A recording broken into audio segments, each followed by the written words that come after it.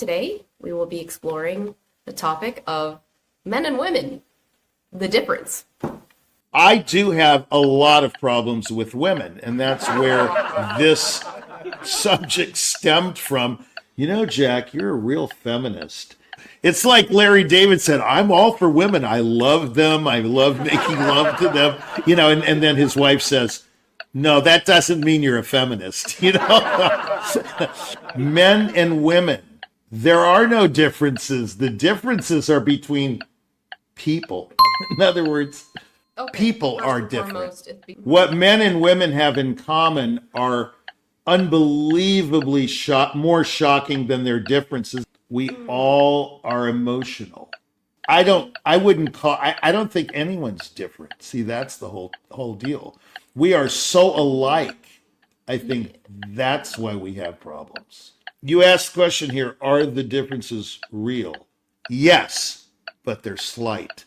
For example, two swimmers in the Olympics. What divides them usually? 1/100th of a second. Yeah, well, everybody knows in a piano competition or a violin competition, sometimes a person who doesn't even make the finals has a huge international career. Life is not that difficult if you don't look at it as a hassle. If you do look at life as a hassle, I know because I do, you are going to have a rough time. Well, I mean, I often do. I say, oh, that's a hassle. I'm not going to deal with that. How many times have I told you that? How many times have I told any of my colleagues that? Right. I don't want... Yeah. Mm-hmm. Go ahead. I don't like hassles, but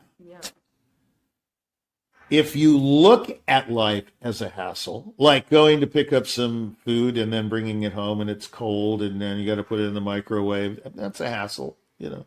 I don't like takeout because I like to eat it at the restaurant. Whereas maybe a friend of mine goes, no, I can't stand going out. Bring it. Cold food, I love cold pizza. I love cold lasagna.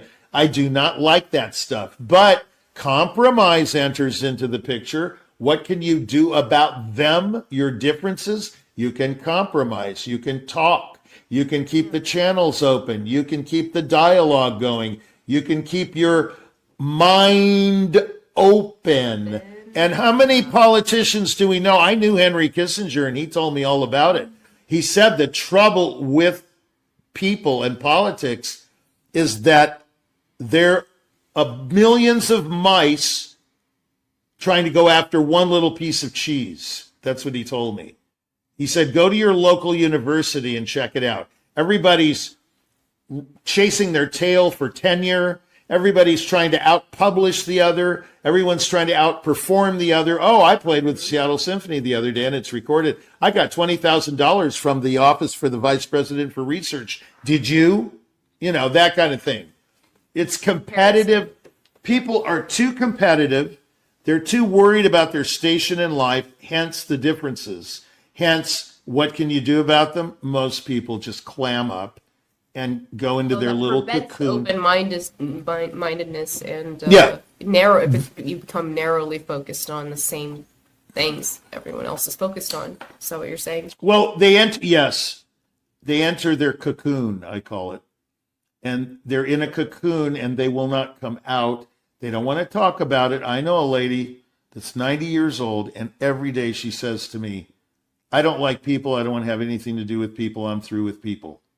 Well, if you're 90, I suppose that's kind of typical. You know, you're at the end of your life. You're in this eschatological stage of your life, meaning we've talked. Okay. Yes, it's the final stage. Yeah. And you're just ready to check out. But what if she had the opposite attitude? What if she said, well, tell me about that. People are a hassle, but let me seek them out and have these hard conversations, maybe. Yeah. Well, I would say to her, about life being a struggle, and life. You know, are you really living? You're not really living if you're not having breakthroughs, and breakthroughs don't mean that they're easy, right? No, you're right. Life. The definition of life is struggle. If there isn't a struggle, there's no meaning to life, and you don't learn anything. There's no meaning. Meaning. Learning. If there's no meaning to your life, then what's the point of existence? That's an existential question. Why would you exist if there is no meaning. So, you hear about, for example, what's his name? That actor that hung himself recently, 7 years ago. Robin Williams, Robin Williams. Okay, he committed suicide. What goes through a brilliant mind like that, who's really, you have to admit, one of the quickest comedy brains of all time. Great very, very comic. quick. Yeah. A great comic, but it was so fast. It was so fast. You see him on Johnny Carson or something, and the mind is just going, and you wonder, how can he think of so many funny things, one after the other, adjacent to, just on and on and on, continuous. And then he kills himself.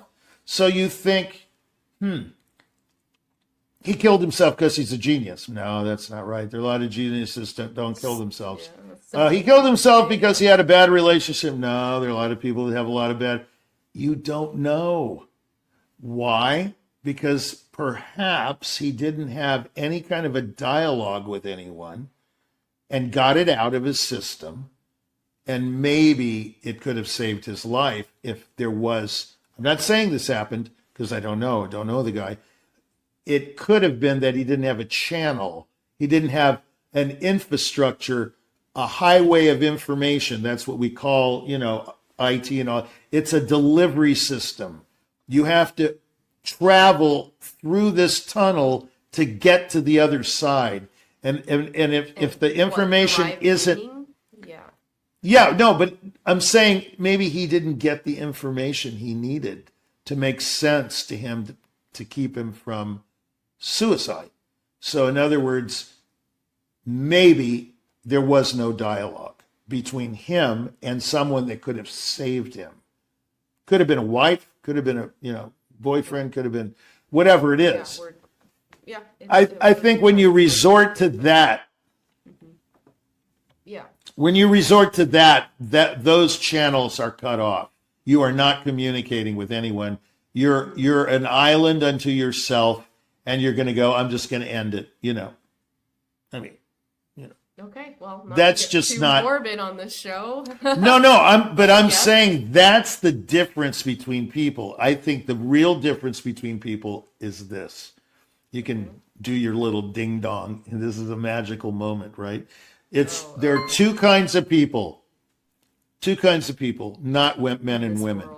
Yeah. The ones that are willing to discuss things and work things out and compromise, versus the ones who know everything, the know-it-alls, nope, I'm totally convinced I'm right, and that's the end of it. I will not discuss it no matter what, and that's it.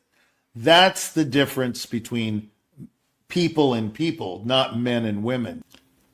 I'll say one more thing. There's only one thing in the world that's evil, and that is unreasonableness. When you're unreasonable, that is pure evil in my book, because because you can't reason. You can only think about your particular situation. Reasoning requires collaboration. Reasoning requires cooperation. Reasoning, like in chamber music. Right. Think of chamber music. Think of the Brahms G minor piano quartet. Do you know the piece? Mm-hmm. Okay. Yeah. Think of a pianist who just bum bum bum bum bum bum. I'm just going to play it this way. I don't care what the strings are doing. This is what we're going to do. And there's no way out. You can't play with a person like that. That's evil. Unreasonableness is evil. It's not cooperative. It's not working it out. I believe that's the stumbling block, is the difference between a good and evil. That's what I think.